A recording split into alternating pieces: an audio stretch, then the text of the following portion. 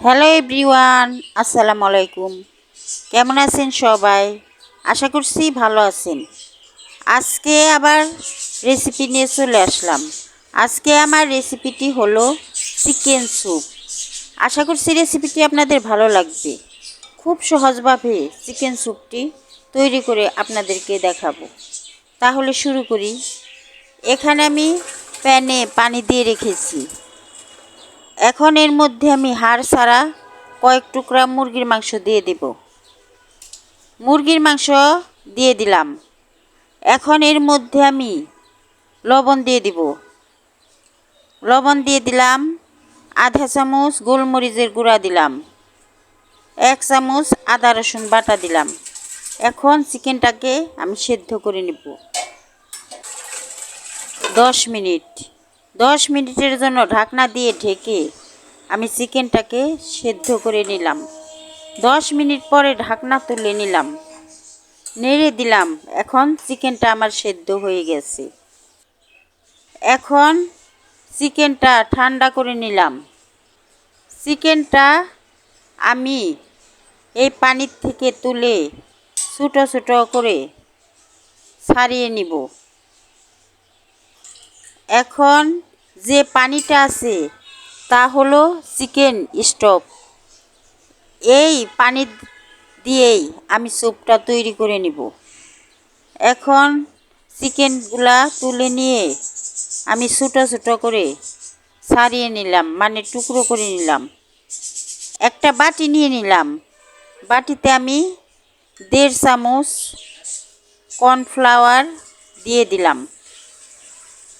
Cornflour দেওয়ার পর পানি দিয়ে দিলাম। পানি দিয়ে এখন নেড়ে চেড়ে আমি কর্নফ্লাওয়ারটা গুলে নিব। ভালোভাবে গুলে নিতেছি কর্নফ্লাওয়ার।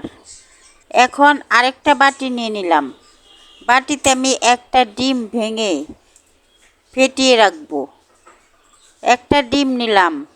এখন ডিমটাকে আমি ভালোভাবে ফেটিয়ে নিব, ফেটিয়ে রেখে দিব।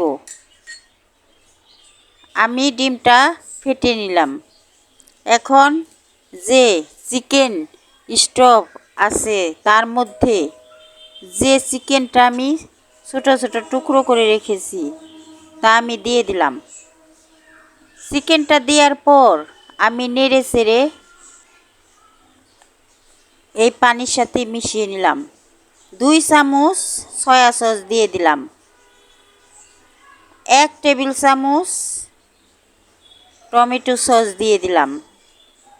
এখন নেড়ে চেড়ে এই স্যুপটাকে 1 মিনিট রান্না করে নেব।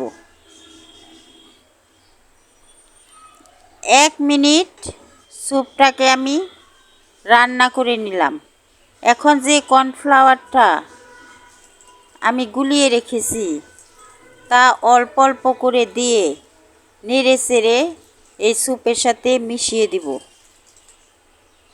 কর্নফ্লাওয়ারটা দেওয়ার আগে ভালো করে নেড়ে চেড়ে কর্নফ্লাওয়ারটাকে আবারও গুলিয়ে নিতে হবে। আমি কর্নফ্লাওয়ারটা দিয়ে দিলাম। এখন আবারও 1 মিনিট জাল দেওয়ার পর আমি ডিমটা যে ফেটিয়ে রেখেছি তা দিয়ে দিব।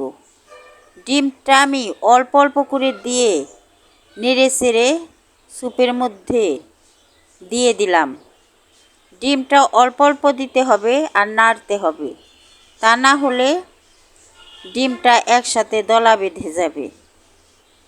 আমি ডিমটা দিয়ে দিলাম। এখন কিছুক্ষণ জাল দেওয়ার পর আমি চুলাটাকে বন্ধ করে দেব। বেশিক্ষণ আপনি জাল দিতে যাবেন না, তাহলে ডিমটা শক্ত হয়ে যাবে। আমি স্যুপের মধ্যে টেস্টিং সল্ট দিয়ে দিলাম 1 চামচ। এটা হলো অপশনাল, আপনারা দিতেও পারেন নাও দিতে পারেন। টেস্টের জন্য আমি দিয়ে দিলাম। এখন একটা কাঁচা মরিচ ছোটো ছোটো টুকরো করে স্যুপের মধ্যে দিয়ে দিলাম। এখন স্যুপটা আমার একদম রেডি।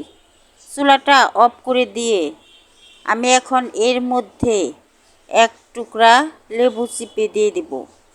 লেবুটা দিলে স্যুপটার টেস্টটা বেড়ে যায়। আমি চুলাটা বন্ধ করে দিলাম আর এক টুকরা লেবু স্যুপের মধ্যে চিপে দিয়ে দিলাম। স্যুপটা আমার রান্না একদম শেষ।